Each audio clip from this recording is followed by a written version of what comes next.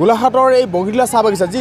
5টা বছৰে যি বন্ধ হৈ আছে, এই বগিলা চাহ বাগিচাৰ এই শ্ৰমিকসকলৰ যিখিনি সমস্যা, জ্বলন্ত সমস্যা, এই সমস্যাখিনি সমাধানৰ ক্ষেত্ৰত তেখেতে এটা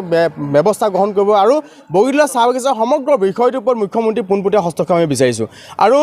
এটা কথা স্পষ্ট কৰি দিছোঁ যে বগিলা চাহ বাগিচাৰ সমস্যা সমাধান নোহোৱালৈকে, বগিলা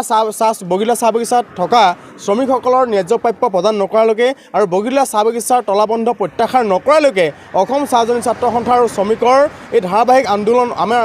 অব্যাহত থাকিব। আৰু এটা কথা আমি ইয়াৰ পৰা ঘোষণা কৰিব বিচাৰিছোঁ যে